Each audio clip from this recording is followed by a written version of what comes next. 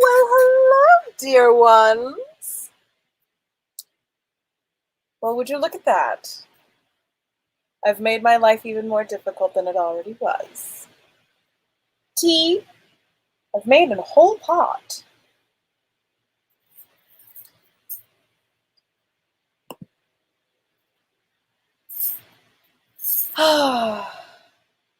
Hello, Sally. We're trying yet another microphone situation. This is actually clamped to my bed frame. I pray it will not break. Hello, hello, hello. Can you believe it's already been a week? And such a week. I've got my bat ears on. So if you're not dressed for bed, why bother? Tonight's brew is a fine Moroccan mint in my birdhouse.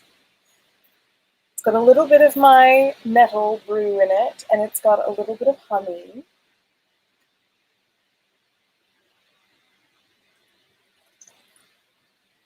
Can you hear the slurping?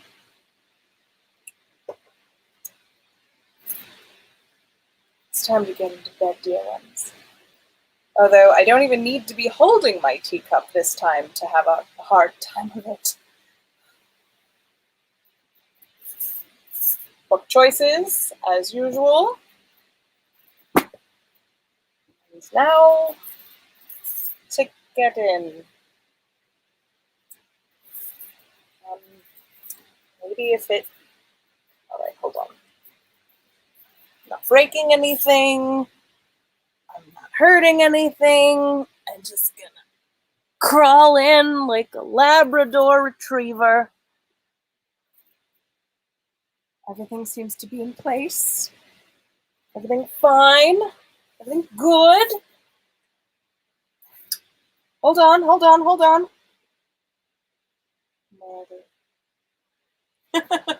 Hello, Johnny O Twitch. It's good to have you here. How do I sound? We are trying yet another microphone situation. I've got my bat ears on for echolocating my way. I've got my disco light on, so you can see that there's a bit of a green light, green and blue and pink lights kind of passing through space. The point is that I always find myself yelling in the show, and I want to not do that. So, point here is to avoid that by getting nice and close to the microphone. So how does this sound? Is it very different from if I talk over here or if I talk very, very close? Please drop it in the comments. The sound is good or the sound is great? Is it literally like, oh, you can actually hear the quality of my voice instead of me straining? Does this sound very, very close? Thank you for telling me. Hello, hello, hello. Softer.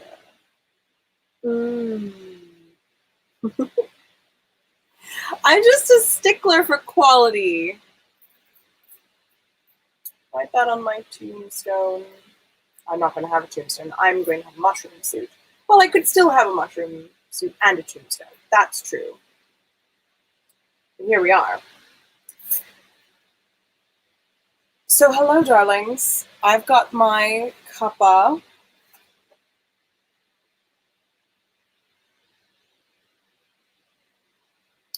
Delicious.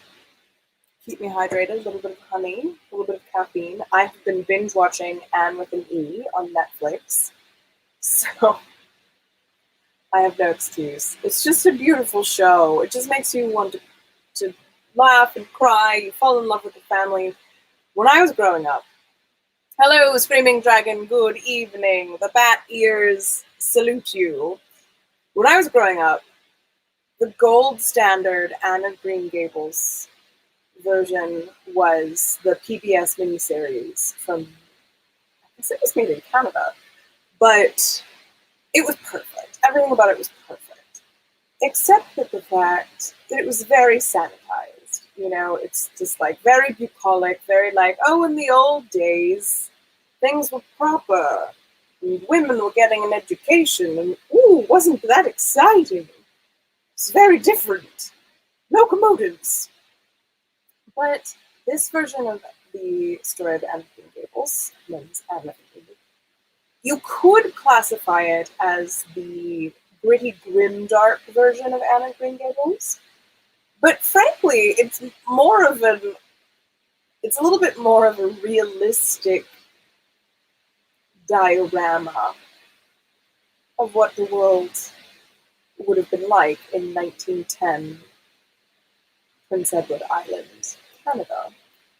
And if you, the main character, were a 13-year-old girl who had grown up in orphanages and foster homes that hated you and worked you to death, then you would also be dissociative and have imaginary friends and want to live in an imaginary world. Because anything is better than the reality of late Victorian frontier Canada. But I just watched this episode today, which was like just such a tearjerker. It was an Easter episode from season 3. I don't know if you've watched it. And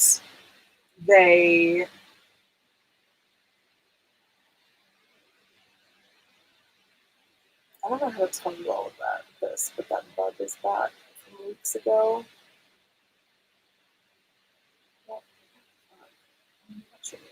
I'm watching him case the joint on my ceiling.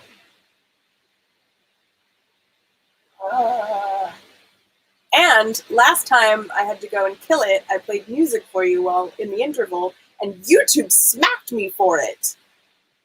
They were like, you seem to have been playing some copyrighted music. So what do you want to do about that? And I was like, I would like to retract playing music while I went to kill a bug.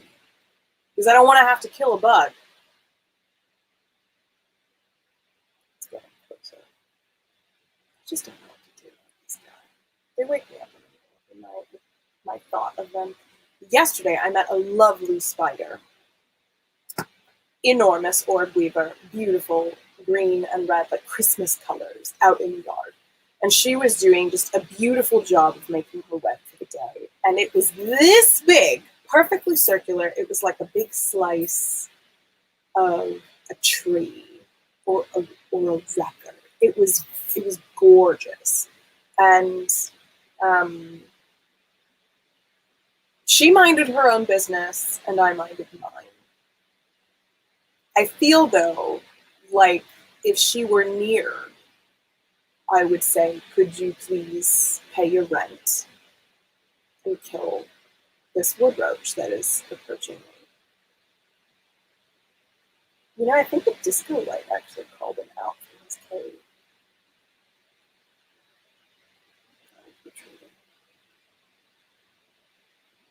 This is very curious. Anyways, so I was watching Anne of Green Gables. I don't know why you all come here every week. I was watching Anne with an E, and she finally met some of the local indigenous people of Prince Edward Island, which are the Mi'kmaq tribe. And so she met some of them, and it was very dear. She made a friend. She learned about the tribe. It was all very exciting, blah, blah. Except all of the adults in the town where she lives still calls them savages. And they introduced the exciting new venture of a residential school where the savages can go and have the savage removed.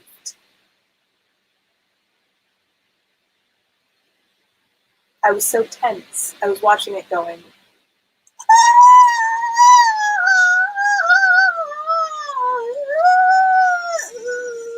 because they've already had you fall in love with the little girl that they're going to send away to that residential school. And we all know what the fuck happens there. Don't we, Canada? Don't we? I don't know if the episode was written before the mass uncovering of the mass graves of children at the residential schools in Canada. I think it had to have been, because that's only been in the last 6 to 9 months. Like, Indigenous people knew that their children had been disappearing for generations. They fucking knew. But I'd be curious if the writers of Anne with an E knew how hard it would hit now that the show is out at the same time as all of these discoveries of genocide against children. It makes me uncomfortable. It makes me fucking furious. So, here we are.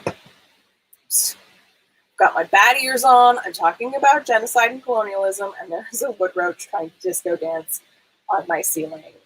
Welcome to Monday night's GlamourHobo Bedtime Tales. I am your bedtime tale teller, Carmel. It is my pleasure and my privilege to be here with you this evening, reading some retro sci-fi, or perhaps some more modern sci-fi. As always, you can join the GlamourHobo Nation. You can follow the ticker on the bottom of the screen to join my Patreon, where you can find things like ongoing projects, behind-the-scenes work, early access to my podcast when I publish it, blogs, all that stuff, digital postcards, physical postcards, and today, I think I'm going to do a little bit of singing today. Today is especially brought to you by Wren Adventures. Wren Adventures is a fabulous, otherworldly, no holds barred adventure into the world of D&D while physically in the meat suit reality in a castle or a temple or an ancient pub. That is right. Wren Adventures actually takes you overseas to England, Scotland, Prague, Ireland, and you get to play D&D all friggin' day with other enthusiasts and Ren Fair performers, and you get to have a ball. And the slots are filling up fast. They've already filled up one entire tour, and they are, I believe, halfway full on the other for June, July of 2022. So that is this coming June, July. Thank you very much, Wren Adventures. Golf clap, everyone.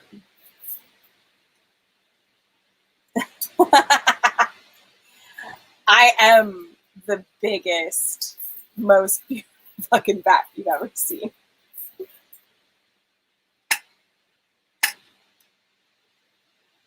I'm a bat! Also,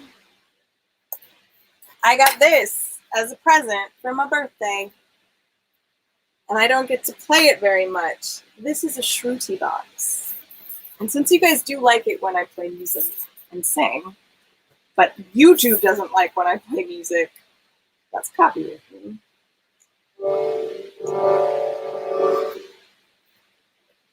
I thought I would play you.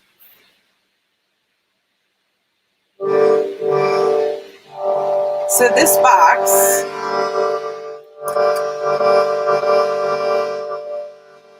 makes a drum. You push the bellows, and on this side, these flaps work like piano keys.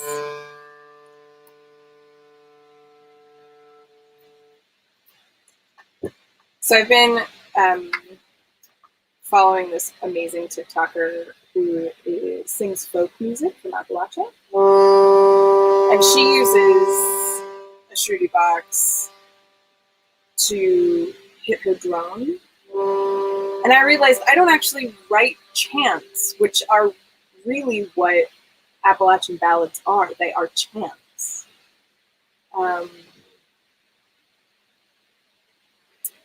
But I write jazzy songs. So G minor is G.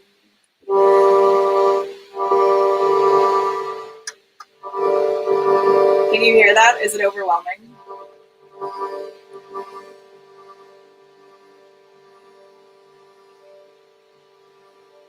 We're feeling darkness in our DNA.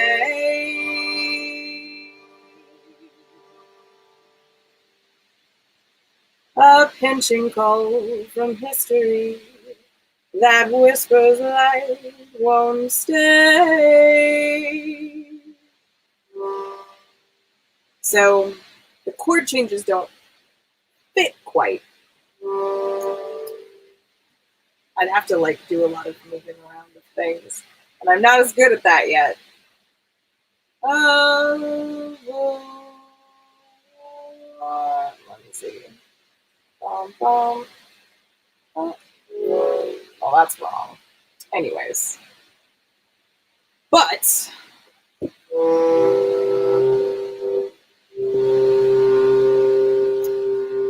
pretty cool. I really like it. And it's got these really gorgeous bellows. You can kind of see they're like gold. I'm going to paint it red. Red lacquer. So there is this song that I sing in special places. It's a magical song that I learned. And I have no idea what key it's in. But as I walked out one day,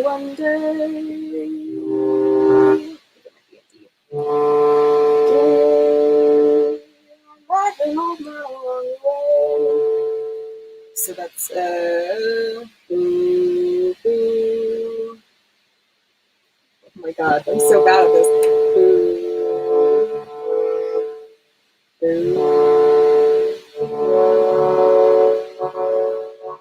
D, I found D. It is kind of like an accordion or a harmonium. I do have many accordions downstairs. I think it's D minor. So I walked out one day. I don't know what key this is in. As I walked out one day.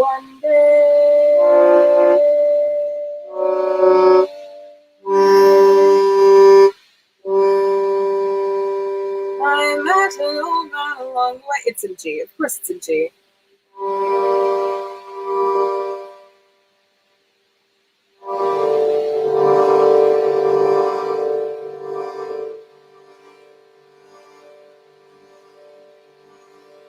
As I walked out one day,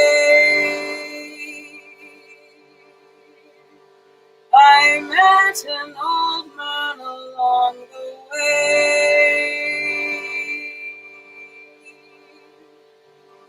His head was bald, his beard was gray.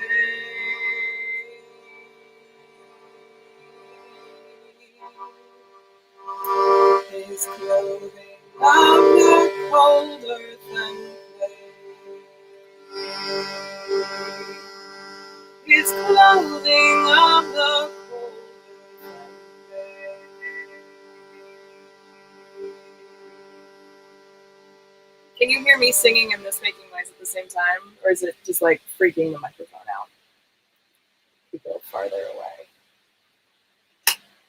I said, old man, what man are you? What country do you belong unto? My name is Death, have you not heard of me? All kings and princes bow unto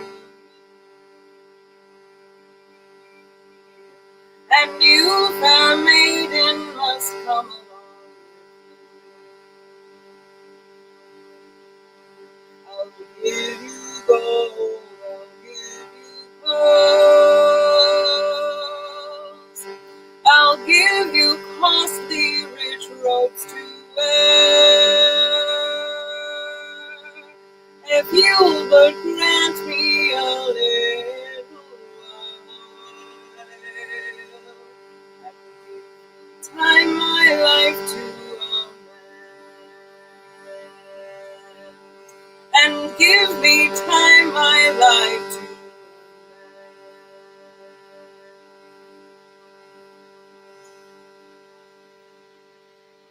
How are we doing out there? What's it sound like?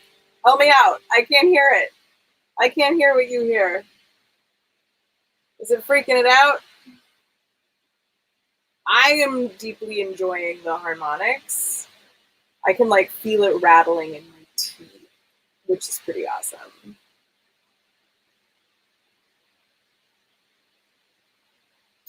As usual, it's nearly 10:30 and I haven't read anything yet. This is the get to know you part. I can hear me. I'm wondering how the experience is going for you, filtered through this microphone, through the computer, through the internet, all the way to where you are. Is the vocal drowning out the drone? Is the drone drowning out the vocal? Is it all just getting washed out and crazy sounding because the microphone thinks that it's upset? Does it sound good? I'm gonna have to look at the recording of this. All right, we have to finish the song. That's the rules. It's my favorite song. I have sung this literally all over the globe. I want no gold, I want no pearls, I want no costly rich robes to wear. I cannot grant you a little while, and give you time your life to amend, and give you time your life to amend.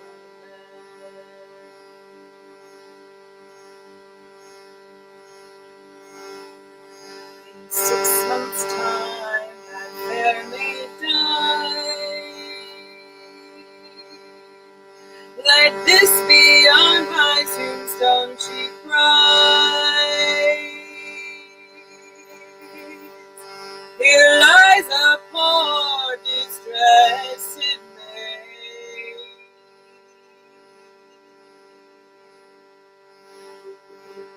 ruthless snatch it away, her clothing of the cold.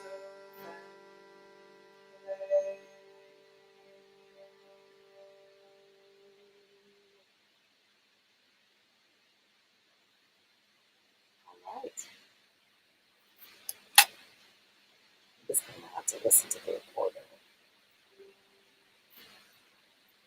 That's a Shruti box. I squeezed my box in my bed with you.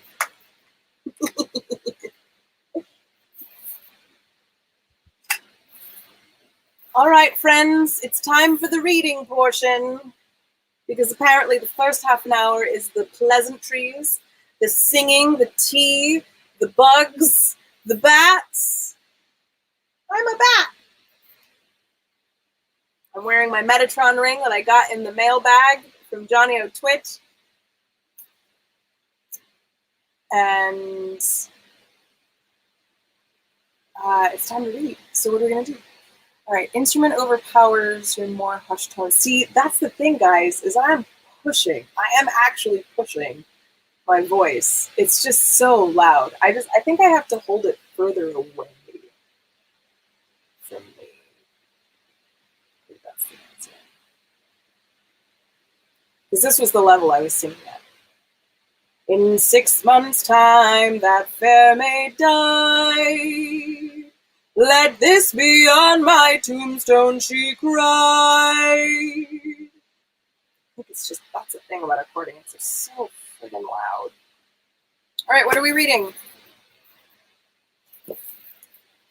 And thank you for your honest feedback. I am not at all insulted. I did ask, it's Space opera or creatures of light and darkness, where, well, you know what? I feel like I have to read this one, although I don't think Anubis is in it much anymore because we've got past his section. But my bat ears could pass for jackal ears. And since Anubis is the jackal-headed god of the Egyptian pantheon, it would make sense. It would. Right. Decibel Jones!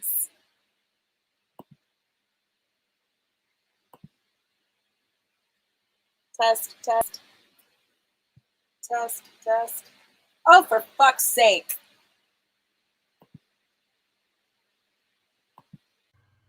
Test, test. Test, test. We've been using the wrong mic! We've been using the wrong mic.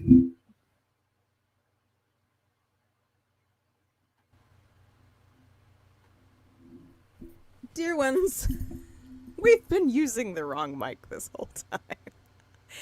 Does this sound better?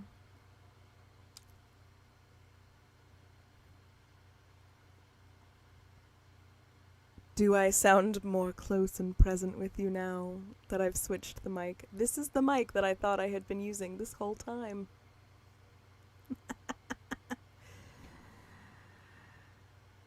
It's quiet now? Why is this so hard?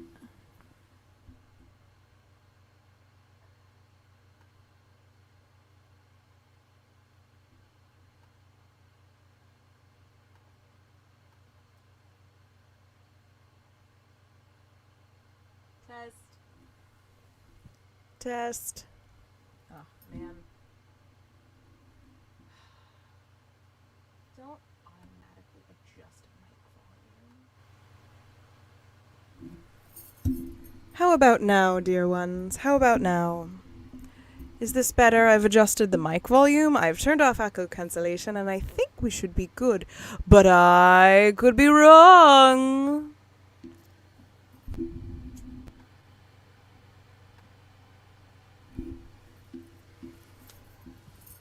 How about now? Does this sound good? Do I sound near and present like I could be whispering in your ear? Alright, I fixed it. It only took 31 minutes into the show, but I fixed it. No wonder you couldn't hear me singing over the instrument. I had the instrument near the mic.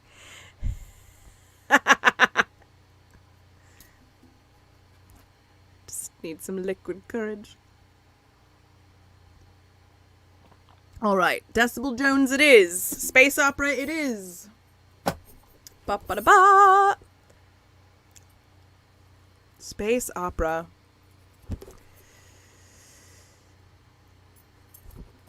Alright, dear ones. When last we saw our hero... Oh, this section is about the cat that joins them on the spaceship. That's exciting. Alright. Ahem. Alright, let's get situated. Near. Far. I swear I'm a professional.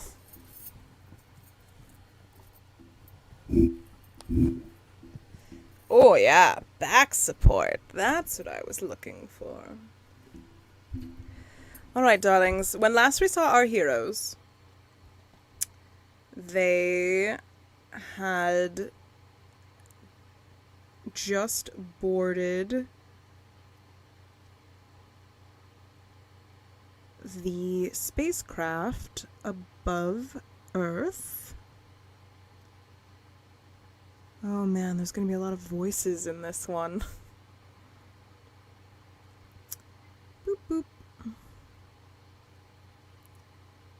Let's see.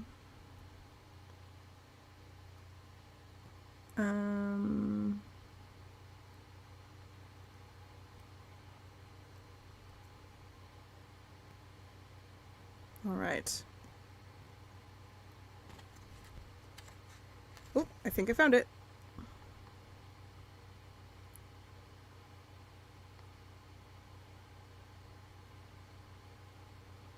Okay, chapter 16.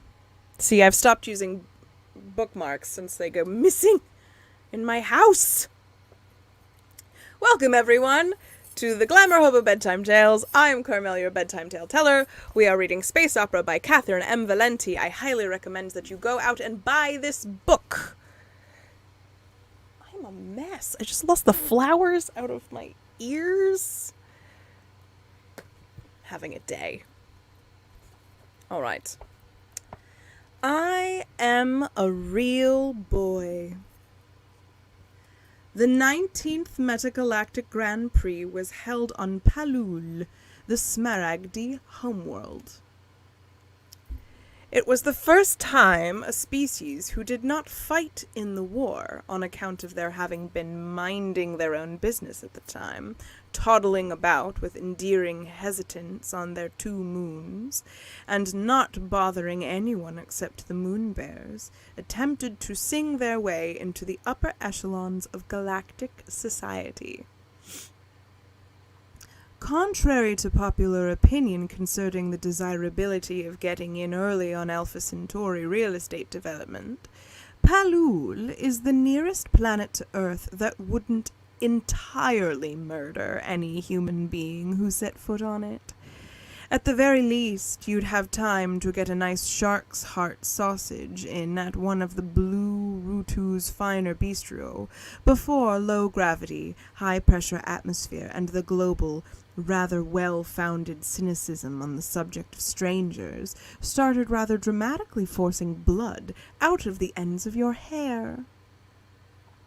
Some 40 light-years away in the constellation of Aquarius, P.S. Yesterday was full moon in Aquarius, Palul revolves around an ultra-cool blue dwarf star that humans have designated TRAPPIST-1. The Smaragdi, however, call their pale minimalist sun Lagom, a word that means, in their exceedingly specific language,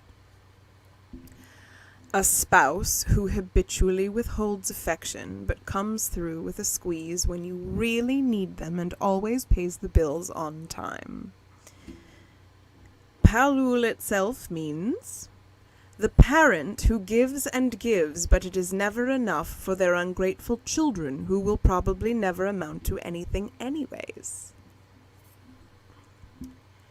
Among the Smaragdi, self-deprecation has been refined into an art.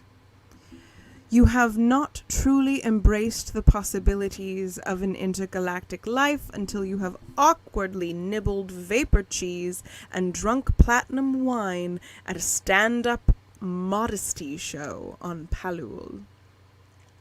It is a cold crystal place covered in cold crystal oceans and warm crystal people. At least it was. Because Lagom is never much in the mood for the whole sensually nurturing solar warmth gig, Palul is a semi-hollow world. If you were to stand on the opal-crusted peak of Mount Alienin, far from the lights of the great Smaragdi cities, and look into the sky, you would see, just before your eyelashes started bleeding, what the ancient Smaragdi were doing while life on Earth was just sorting out whether 2 cells could ever really be better than 1. Even the Alunizar were astonished when they careened drunkenly into this little world of grotesque monsters surrounded by engineering's answer to the Sistine Chapel. Unfortunately for them, the Smaragdi seemed to have been created in a lab for the express purpose of scaring the salt water out of an Alunizar. A Smaragdin looks very much as though someone built the most unnecessarily elaborate set of 18th century Spanish plate armor out of bleached ivory and quartz, gave it a head of blue-white hair like a 1970s shampoo commercial, stretched the whole thing out to 9 or 10 feet like particularly stern and judgmental Taffy, then thought it might be a bit intimidating, and painted a bit of pastel green and lavender on the joint blades for a more festive spring look. The overall effect would seem quite beautiful and haunting to a human, but to a short, technicolor invertebrate Alanuzar, they look like the devil's own skeleton. Palul is snugly encased in old Rutu's bindle, a cross-hatched topiary of translucent solar rods designed by the classical poet-engineer Old Rutu to catch Lugum's emotionally unavailable light, beef it up a bit, and direct it usefully to the most inhabited parts of the surface. The glaciated surface of Palul was suddenly polka-dotted with pools of Rutu's blessed artificial alpine climate, full of silver ferns, blue-gray orchards, heavy with gin fruit, and liquid oceans in which the neon-blooded soufflet sharks swim free.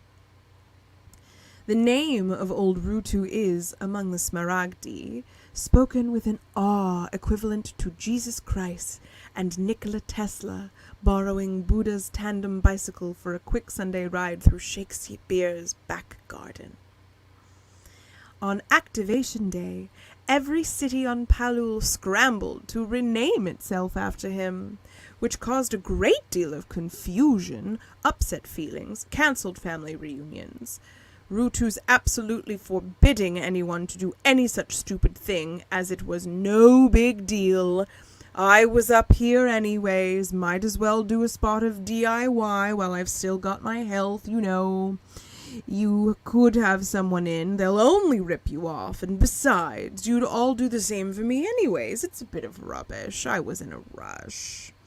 2 regional wars, and a small but feisty economic crisis until it was decided that everyone was pretty. They all loved the old man equally, and there was quite enough Rutu to go around, and the map makers would just have to seek out anxiety medication. Hence, on Palul, you will find no London, Paris, Vlimu, or Allen, but only blue Rutu, white Rutu, little Rutu, new Rutu, Rutu by the sea, dirty Rutu, broke down Rutu, backwards Rutu, and so on and so forth.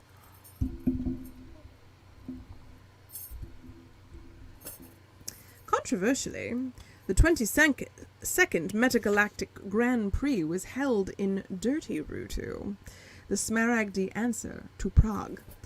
Once the capital of a great empire, torn apart by war, religion, vanished industry, and tourists who know in their hearts that it's not wrong to get so phenomenally plastered that you punch a police horse, because everyone knows horses vote Tory just so long as you do it while ignoring some of the most sublime architecture in the universe. Catherine M. Valente, I have to say, that reference cuts very deep and very specific. So this must be some sort of reference about British tourists who punch police horses.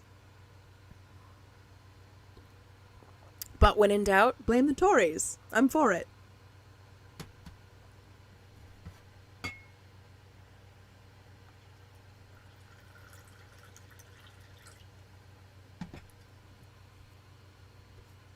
All right.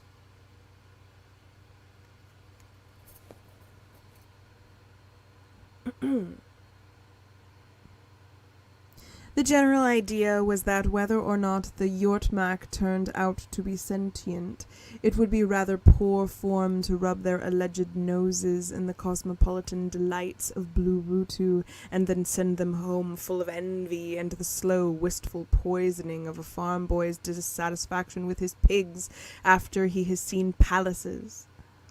Even if they ended up having to roast the poor things shortly afterwards, it just didn't seem very nice.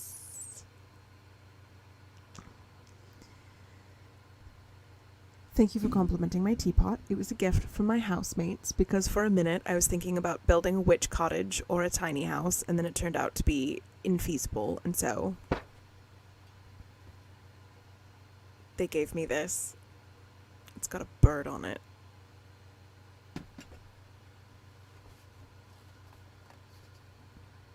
No one expected much of anything out of the Yurtmak in the way of danceable pop hits. The Utarak had discovered their world by accident and immediately wished they hadn't.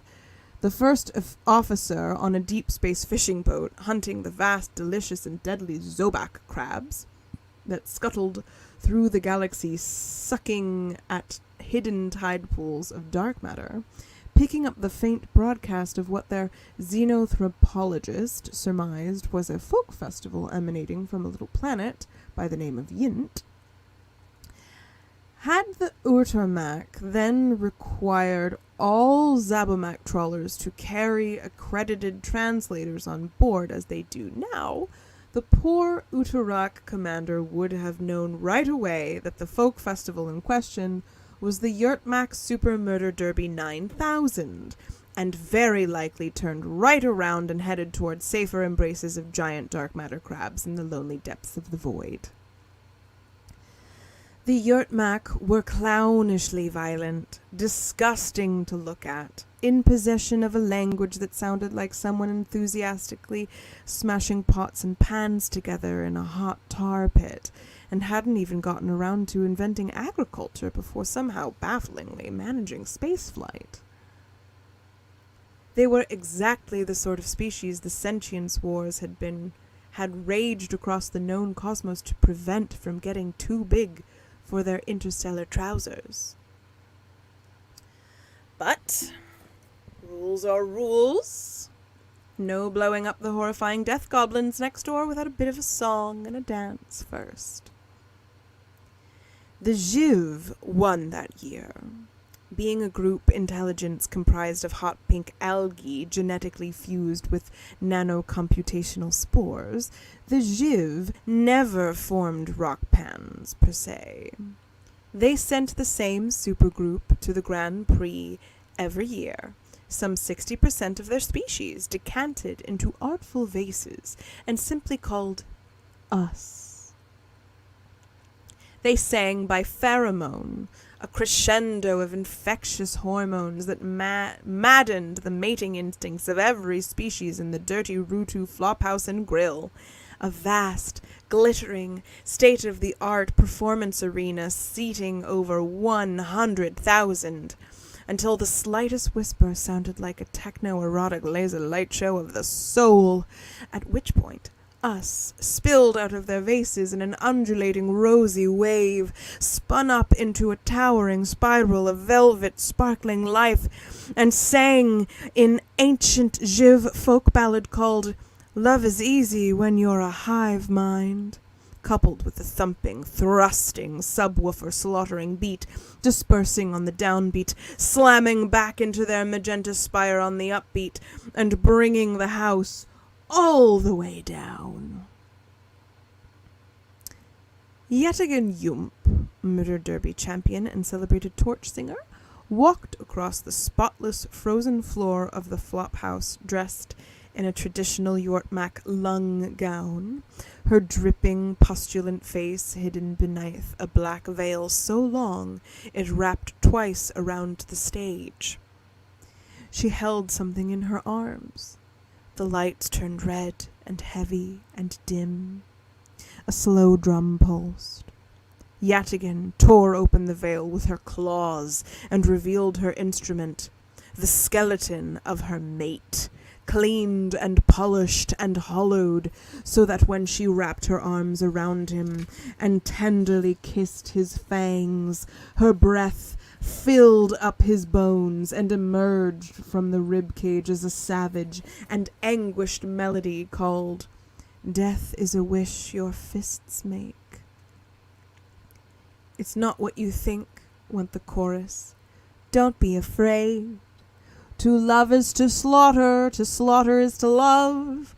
But by the rocks below and the rocks above, You don't do it either. You don't do either one.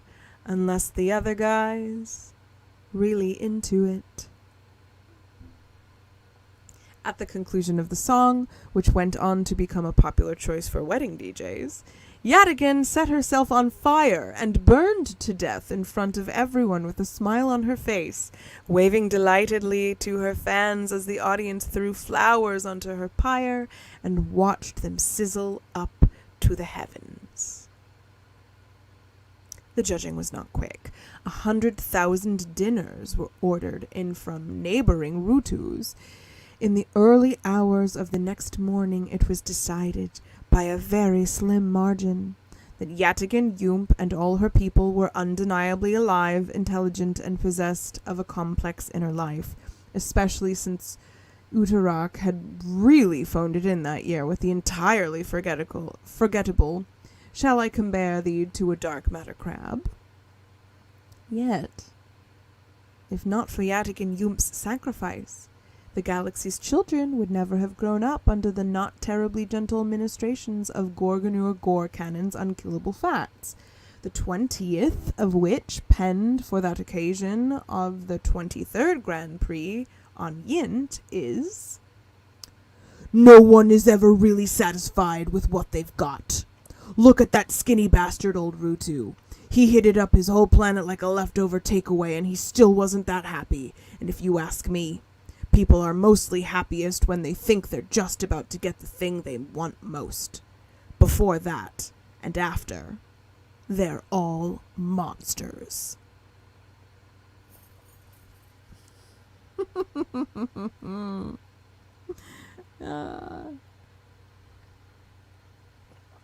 Oh, goodness. I have to hydrate.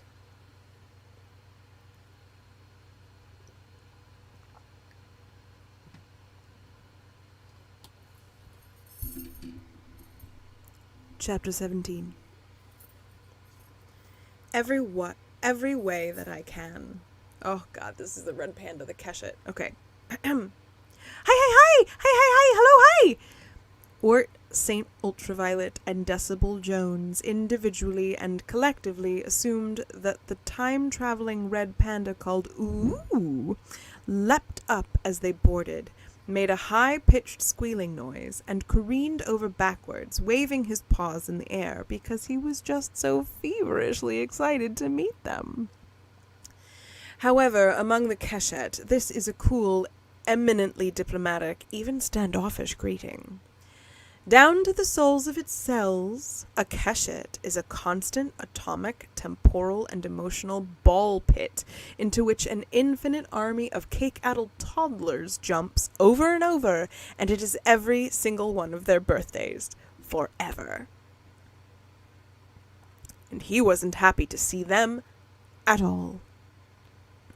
Ooh, is me, and you are them, and we are all, but what? Who? Wait, stop, wait, are you not Yoko Ono?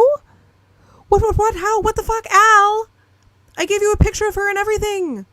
Do all primates still look like the same as you? We have practiced, Al. We practiced all the way here. It was so boring. Al? Des asked. You're not Al. Al runs chip shop on the corner. Al fixes the furnace. You're the road runner. That's what you call me. And look, Des, I like you a lot.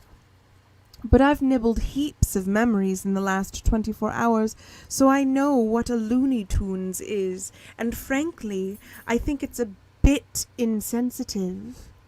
Ooh, time is far too valuable and volatile to dribble it away calling me Altonot who runs faster than wisdom down the Milk Road. But at least he uses part of my actual name because that's respect, isn't it? Sorry, mumbled Decibel. Sorry, Ort Saint Ultraviolet repeated with a shrug. No, yes, no, I love it, it's perfect, far away better than Al. We received the Dog and Bird and Bomb and Crayon and Canyon and show in the big radio wave hall of this world. It was excellent, great, excellent, all right, excellent, yes. A song of nihilism and the hopelessness of desire. At first we thought it was such an obvious allegory for the war that we ignore it. But must be one of us. You know. Some pirate cartoon channel out of the octave space junking up the signal. Nope. Coincidence, chance, fate, chance. An echo in the great unconscious. I hate that. Makes my job harder. But it's perfect, correct. That's you, Al. You're the Roadrunner. I'm going to call you that from now on. I'll alert the other Keshet. When I get back into the continuity, they won't be happy about Yoko Ono, though. It seems Mrs. Ono died. Ooh. The great, big blue fish flamingo went on, in what Des could only assume was her own voice. Or perhaps one of the hyperactive red panda's school friends. He wondered suddenly if it was very tough to keep it all straight. It is.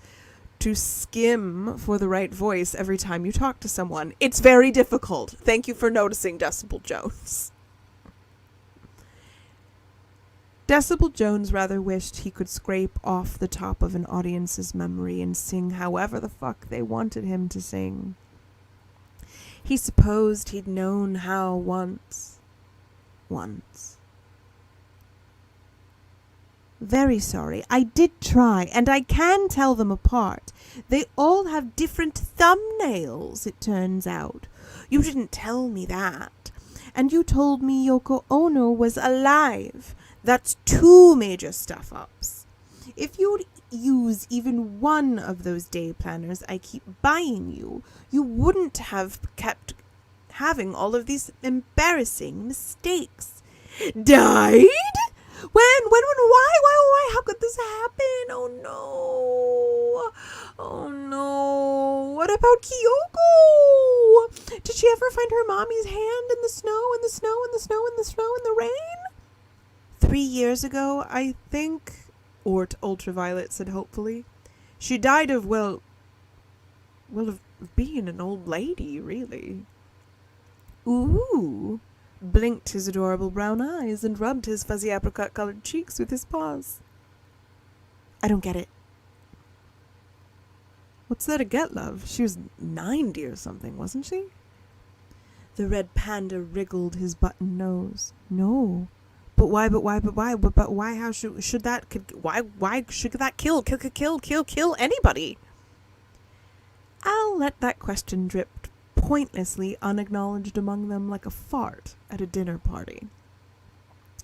This is what's left of the band.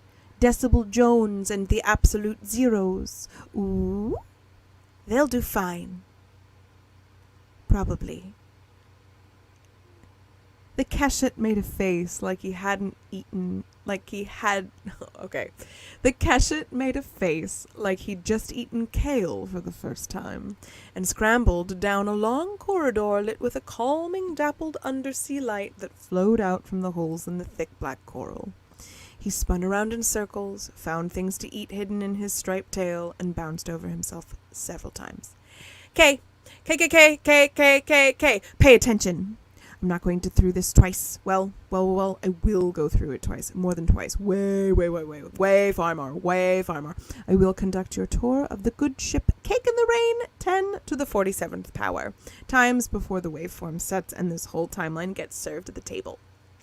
Ooh, stopped, fell over backwards, and looked up at them, clasping his little black paws. You see, gentlemen, time is a cheesecake. It must be whip, stirred and mixed and creamed and frapped by someone who knows what he's doing. And then it must be left to set in the refrigerator until all the chronologies gel into something the multiverse can sink its teeths into. And though, to be honest, even after it's set, the whole thing is quite jiggly and wobbly, and you can stick your fists through it and cram handfuls into your mouth because time is so yummy and fattening. But you won't go through it twice. So heads up, sailors. Well, you will go through it twice, but you won't know it. Ooh, the ship's mandatory keshet tumbled off down the hall. Look, see, look. If you see this fluffy orange ice cream, sherbet cream looking coral, don't eat it. It's doorknob. Lifts are clearly marked by an angry squid. Commands that way. Cafeteria on reef 4. Cocktails at 7 p.m. And the observation deck, that's in the engine room. Don't look in there. Jesus Christ! Decibel Jones cried out as they passed a round jelly glass window into the engine room. Inside, they could clearly see a lovely Victorian-looking bedroom with green curtains and a splendid 4-poster bed on which 2 undeniably naked and undeniably human people were rather vigorously going at it. Not an engine, Wirt shouted, as if to someone who could fix it up. Not an engine! Sorry, miss, sir, sorry. But it was an engine. It was, in fact, the absolute pinnacle of propulsion technology. God, I love this book so much.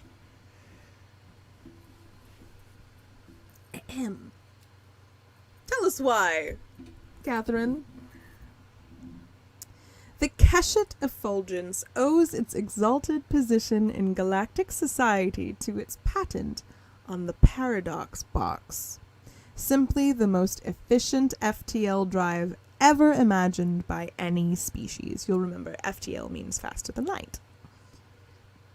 A ship that wishes to avoid the unpleasantness of the public wormhole system is required by corporate law and the desire for self-preservation to have a Keshet representative on board, as anyone else attempting to work the box would find their molecules subjected to all manner of assault in defiance of time, logic, and propriety. For example, summarily rearranged to resemble a painting by Picasso after it has been shat on by a sexually frustrated emu and delivered to the doorstep of a wholly perplexed pre-asp Cleopatra. That is also so specific. The paradox box is a simple enough concept that could only have been discovered by a species born with the chronochondria of their selves set to fun. The splitting of an atom is nothing compared to the energy released by even a small, unassuming paint-by-numbers time travel paradox. This is why the prudent time traveler avoids at all costs meeting their younger selves or killing the inventor of time travel, a very nice little girl named Melinda Moss, who was, not coincidentally, but definitively improbably, also the progenitor of the Keshet, who will have once, someday, had a terrible accident with a wormhole, a zoo, and a lifetime of emotional neglect. Or buying, selling, or gifting strange pocket watches without a properly established chain of provenance, or stepping on any important butterflies, or really any insects at all, if it can be helped. However, for a starship, such horrifying temporal train wrecks are a quick fill-up at the petrol station. The Keshet, luckily for travel agents everywhere, are born flitting from timeline to timeline like hummingbirds from flower to flower, to the invasion of the Mongols to the flower. They don't have to expend any more energy to do it than a human expends maintaining enough muscle tension to keep them from being a meat aspic. They cycle through every version of every timeline they come into contact with until all permutations are exhausted and the infinite forking decisions of everything ever have firmed up into a cool, refreshing reality. All of this takes no time whatsoever relative to the friends, loved ones, and office furniture of a Keshet, and the entirety of an all-time multiplied exponentially relative of the Keshet themselves. Ooh's attention deficit disorder dialect wasn't actually a stutter, but the only visible effect of all this constant cosmic channel surfing. Each time they get stuck repeating a word, it is a slightly different Keshet in a slightly different timeline, trying out a different linguistic path through the mess of it all. All of which is to say, whenever they're short on cash, an enterprising red panda will go scurrying about, snuffling up a paradox, pack it carefully into quantum bubble wrap, and deliver it to the nearest ship, installation included, where it can be safely held in a stasis field until someone presses the big red button. The cosmos shredding energy released by the paradox then dutifully shreds the cosmos, just a little, in the back where no one will notice, allowing a vessel to cruise happily through the high occupancy vehicle lane of space and time and come out the other end when the iterative cycles of the paradox exhaust themselves and become a cheesecake. Therefore, it's very important to select the right size paradox for the journey at hand. As the garden world of Lithost was a hefty journey of some 6,500 miles, Ooh had to find something juicy in the local pantry. Thus, in the engine room of Cake in the Rain, a Mr. Walter John Pritchard of Virginia Beach, Virginia, was very busy becoming his own grandfather. Thank you, Catherine Valenti, for the shout out to Virginia. And very near.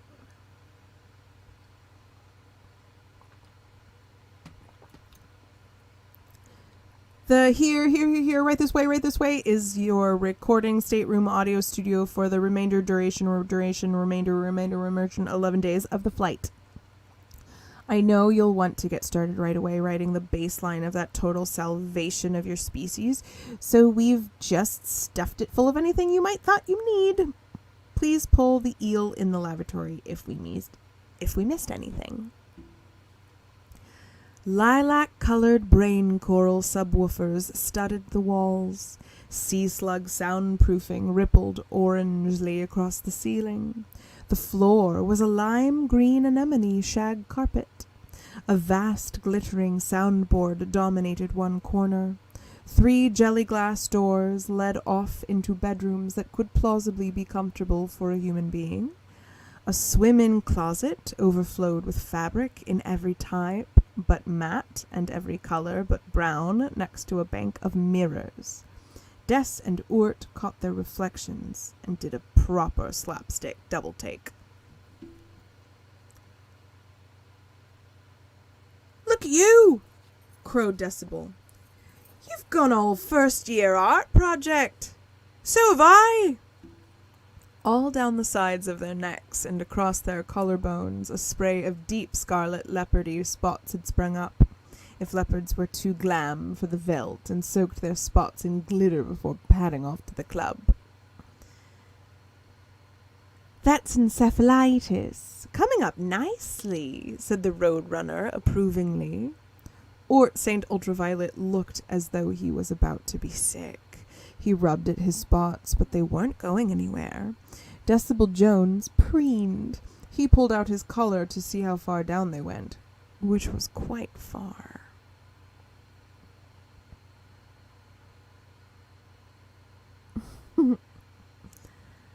The whole place was lit with glowing purple-striped sea nettles that hung from the long encrusted ribs of the ship like party lanterns.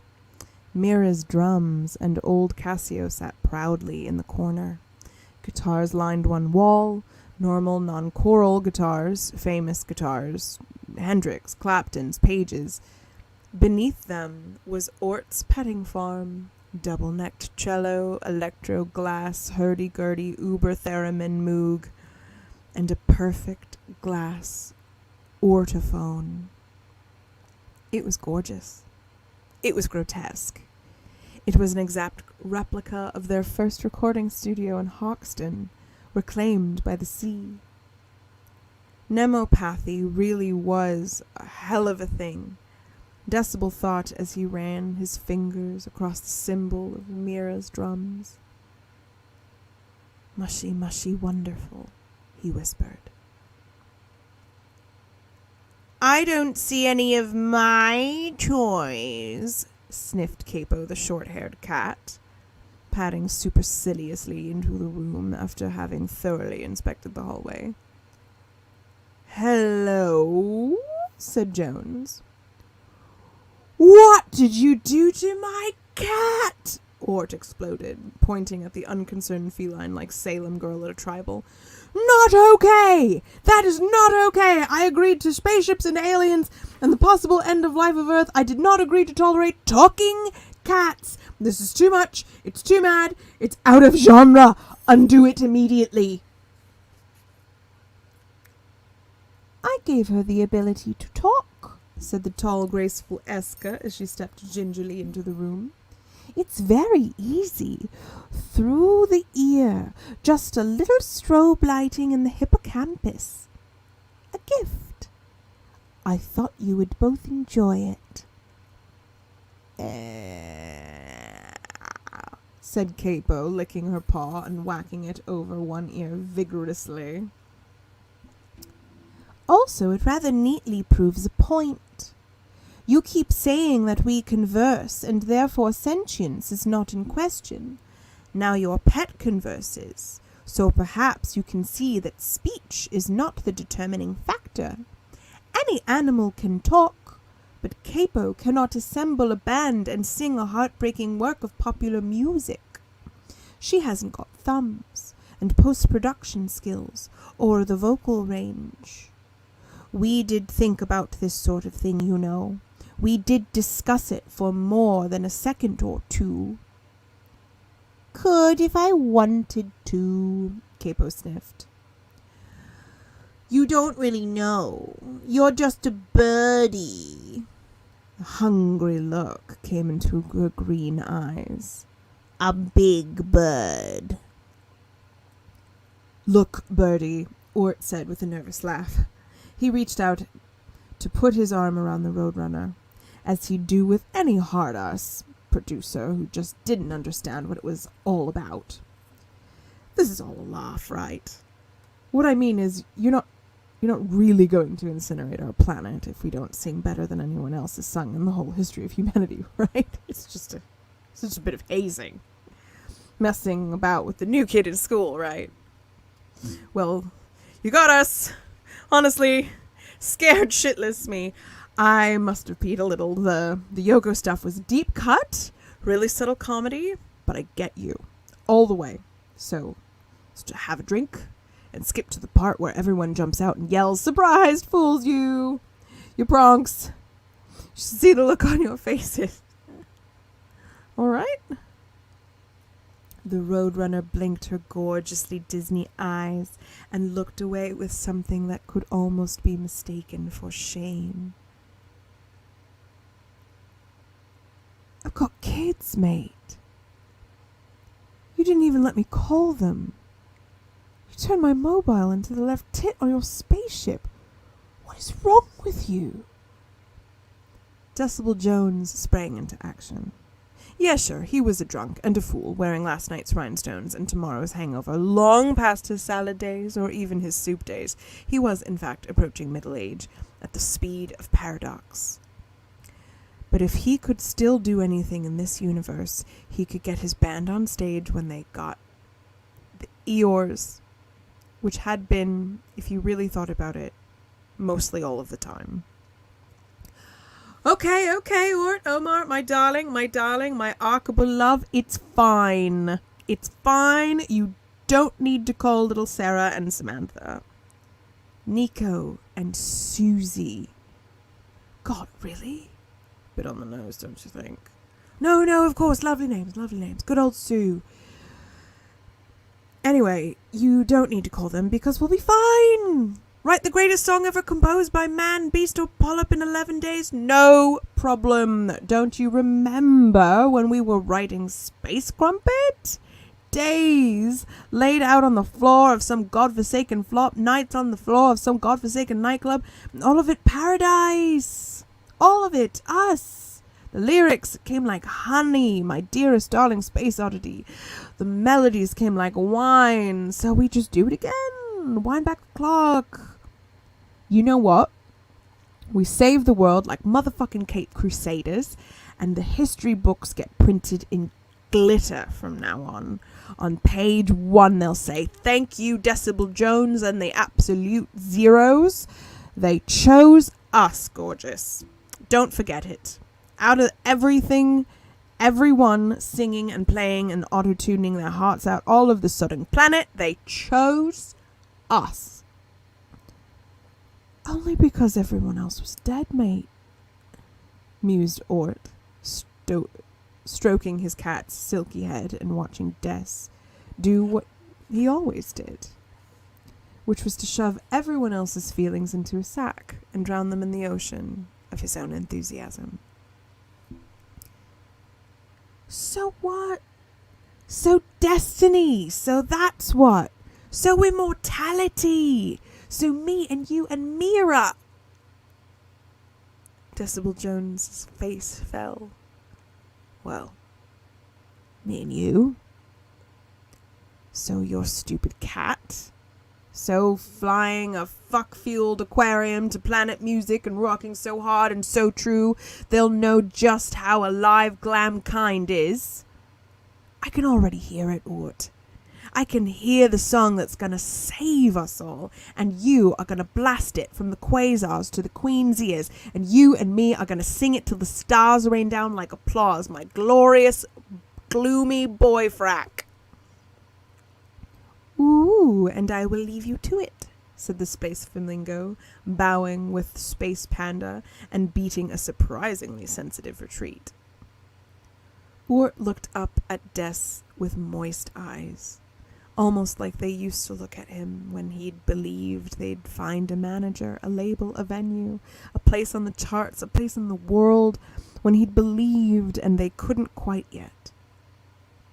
When his belief and a kebab shared among them could keep them going through 1,001 Bob-Bring-Dangian nights. "I'm not your boy anything anymore," Ort said stonily as though as the cabin door shut. "So just don't." Decibel blinked in hurt confusion. Hadn't Ort heard him? Hadn't he just been giving him the old eyes? "Okay, Des," Ort said, playing the reconciling middle child between Decibel and the ghost of the Zero who'd missed the flight, as he'd done 100,000 times before. "Okay. Let's hear it. Let's hear the song that's going to get me back to my girls. Give us a few bars." Decibel Jones clapped his hands together and broke into a smile that once graced the cover of every magazine worth its gloss. "Oh, yes, sorry, that was a lie? I've no idea." And that is where we will end it tonight. My darlings, my dears, my space crumpets, my boy fracks. The history books will be written in glitter. I apologize, I haven't solidified their accents yet. I'm trying to do kind of a like central London thing for Ort, and kind of a like high class northern bit for Des. Not doing a very good job. But my darlings, I will see you next week. It's been my pleasure, my privilege. As always, if you've been nourishing the service, I encourage you to tip generously on PayPal or to join the GlamourHobo Nation. I'm going to put that up. But also, keep your eye out for me. I have some projecty stuff coming out about my show, Journey to the Kingdom of Hypnos. That is going to be a little bit more interactive for everyone. I'm thinking of putting an aggregator on my website so that the memories that you are called to in the show when you listen, you can actually put them up and see what other people remembered, and we can build a bit of a memory web, just like the show talks about. So that's coming. That's on the way. And we are very, very nearly, very, very nearly, my loves, into spooky season. Very nearly. So it has been, as always, my pleasure and my privilege to be here with you in my sweaty room that smells of incense and tea, and to wear my bat ears and sing to you. I feel like I should try again, but good night, dear ones. Good night.